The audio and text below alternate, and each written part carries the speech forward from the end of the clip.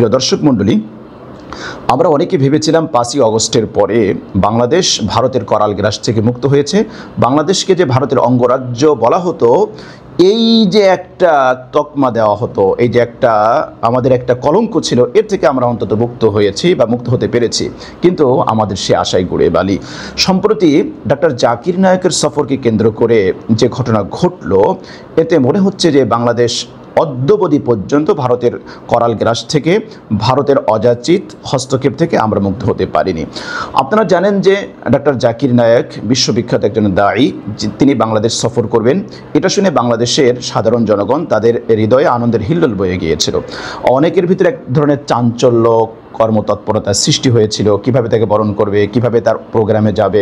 কিন্তু সম্প্রতি আমরা দেখলাম আমাদের স্বরাষ্ট্র মন্ত্রণালয় থেকে যে ঘোষণা দেওয়া হলো, নিরাপত্তার অজুহাত দেখিয়ে তারা এক ব্রিফিং করলো। তারা বলল যে ডক্টর জাকির নায়েক এই মুহূর্তে বাংলাদেশে আসতে তাকে নিরাপত্তা দেওয়া, আবার নিরাপদে পৌঁছে দেওয়ার মতো এরকম শক্তি সামর্থ্য আমাদের নেই। এটা সত্যি আমাদের একটা স্বাধীন সার্বভৌম 56,000 বর্গমাইলের এই লাল সবুজের পতাকাধারী বাংলাদেশের জন্য, এদেশের জনগণের জন্য সত্যি একটা লজ্জাস্কর, এবং শুধু লজ্জাস্কর নয় বরং এটা কলঙ্কজনক বটে।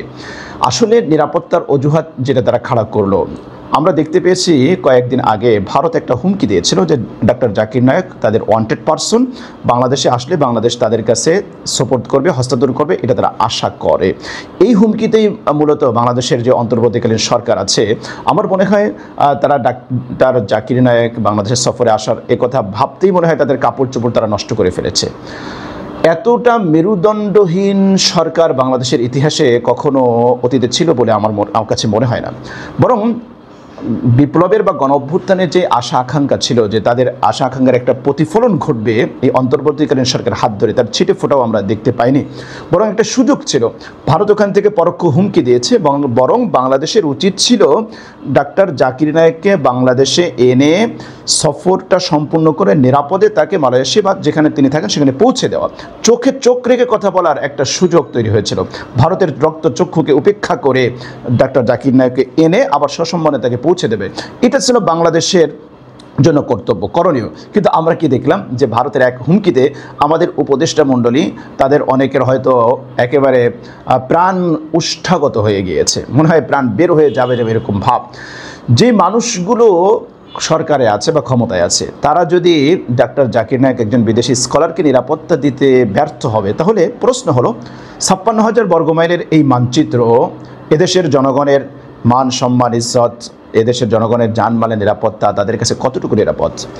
যদি একজন বিদেশি স্কলারকে তারা নিরাপত্তা দিতে ব্যর্থ হয়, তাহলে এদের হাতে তো আমাদের দেশ নিরাপদ নয়। আমার মনে হয় অন্তর্বর্তীকালীন সরকার তাদের উচিত পদত্যাগ করে হাতে চুরি পরে ঘরের ভিতরে বসে থাকা। তা না হলে তারা যে কাজটি করলো, এটা বাংলাদেশকে একটা কলঙ্কজনক একটা অধ্যায়ে তারা প্রবেশ করালো। দ্বিতীয়ত, আমরা অনেকে বলি যে 92% মুসলমান। আমার মনে হয় এই কথা বলার অধিকার আমাদের আর নেই। আমরা একজন বিশ্ববিখ্যাত দায়ীকে বাংলাদেশে আনতে পারলাম না, অথচ অনেক নর্তকী, অনেক গায়িকা, অনেক চামড়া ব্যবসায়ী তারা এদেশে নিরাপদে নির্বিঘ্নে চলে আসে, কিন্তু একজন ইসলামিক স্কলার তাকে আমরা এদেশে আনতে ব্যর্থ হয়েছি। এটা সত্যি আমরা 92% মুসলমানের দেশ, এটা মনে হয় আমাদের জবানে আর বের না হওয়াই উপযুক্ত হবে বা যথাযথ হবে। কাজেই ডাক্তার জাকির নায়েক তাকে কেন্দ্র করে একটা সুযোগ আমাদের তৈরি হয়েছিল। আমরা ভারতের রক্তচক্ষুকে উপেক্ষা করে চোখে চোখ রেখে জবাব দেওয়ার একটা সুযোগ তৈরি হয়েছিল যে ডাক্তার জাকির নায়েক যদি তোমাদের কাছে ওয়ান্টেড পারসন হয়, তাহলে বাংলাদেশের তো অনেক ওয়ান্টেড পারসন তোমাদের কাছে আছে, তোমরা তাদেরকে ফেরত দাও।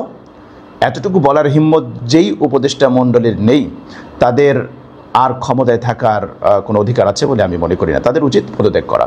আল্লাহ রাব্বুল আলামিন আমাদের দেশ, আমাদের স্বাধীনতা, সার্বভৌমত্ব, এদেশের জনগণ সবার জান মালের নিরাপত্তা যেন আল্লাহ হেফাজত করেন। আমিন। আসসালামু আলাইকুম ওয়া রাহমাতুল্লাহি ওয়া বারাকাতুহু।